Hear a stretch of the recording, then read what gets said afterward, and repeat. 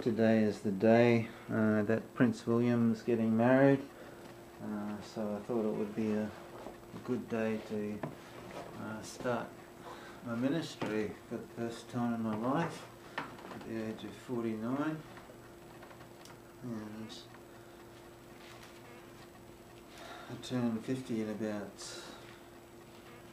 8 months, so nobody can say that I'm a young man. And I thought I'd share the word and during the marriage celebration of Prince William, I'll just start in the beginning. This is just reading from the Gospel according to Matthew 1 verses 1, and keep in mind is that everything that I'm saying is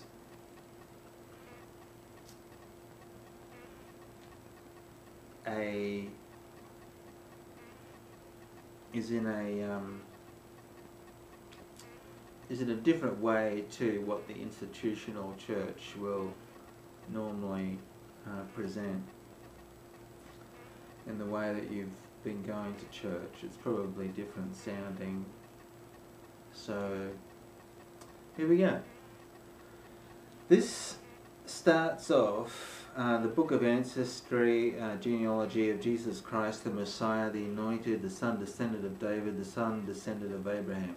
So it just goes on into all of these names, Perez and Aram, and just the whole genealogy behind Jesus Christ. Now, I thought that there wasn't much that I could share about this subject, but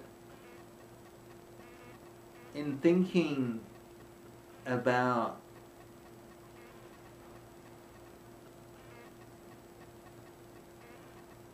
the future charismatic way or future charismatic association, which is, for want of a better word, is really nothing to do with a way or an association, but really it's about, I could define it, it's not about being saved or unsaved, it's more to do with about, remember that scripture where Jesus, where the Old Testament talks about, and there's a prophet, not Jesus, it's a person, and and God says back to the person, if I can only find one person in the city, I will spare the city. Now, plenty of people say that they're saved, but not many people say that they are blameless. And blameless is a very good word, and so that's the point of everything that I'm trying to present today, and in all of my ministry is getting to that point of being blameless. What did God mean by that? Okay, now this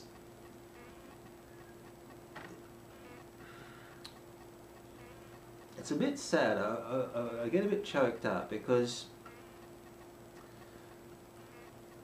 before I go on, we're just going to take this in 10-minute segments, and I'll stop the video after 10 minutes, and then we'll continue on to the next subject.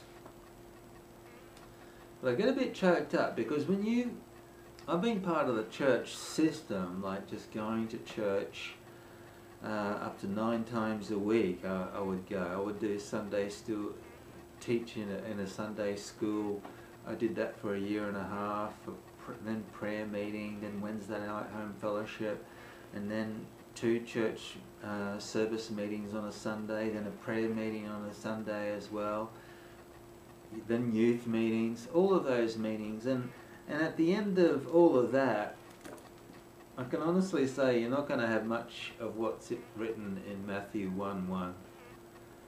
The whole chapter of 1. You're not going to have much of a genealogy, neither a spiritual genealogy nor a physical genealogy. Now I believe that even though I'm not married and I don't have a wife, I don't have any prospects, I believe that my genealogy, in a physical way, but more importantly in a spiritual way, will be great.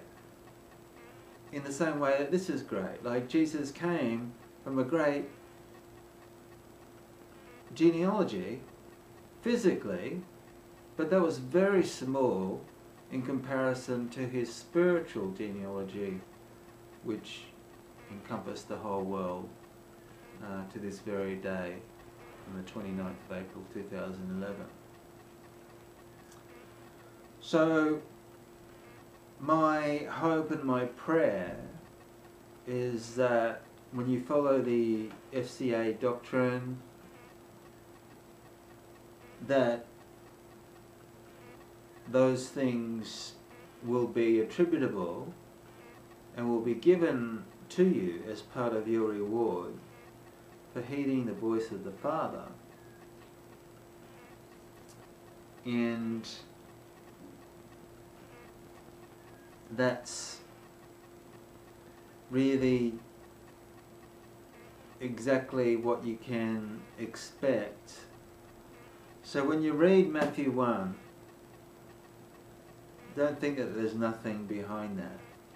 Because when you follow pure righteousness, those things can be a matter of course.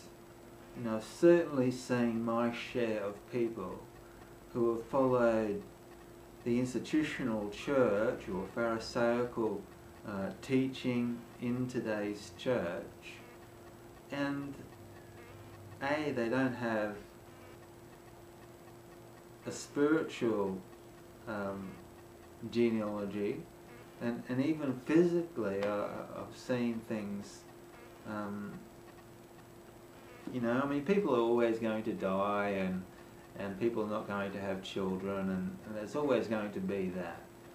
But I'm talking about on a general level, that if you can't have children, I'm not saying that you're a Pharisee, obviously, but I feel that what God is promising is that when you heed His voice, He will give even those really big, important things to you, and it will be accredited to you. And it ends with the last verse, but he had no union with her as her husband until she had borne her firstborn, and he called his name Jesus. And it's very important to not have any union with any woman, or if you're a woman, with any man until you're married. And there's a big rule in there, and if you followed your line of thinking, immediately you're starting your life in a way that's contrary to Scripture. So it doesn't, I've heard people say, oh yeah, you can go to church and have sex, have sexual intercourse. Well, guess what, you can't. Scripture's clear about this. And so yeah, that's a very important part. Also, He will save His people from their sins, verse 21, that is, prevent their failing and missing their true end and scope of life, which is God. What a beautiful scripture that is. Alright, our 10 minutes is up, and we'll be back in a few minutes for the next reading. Alright, thank you.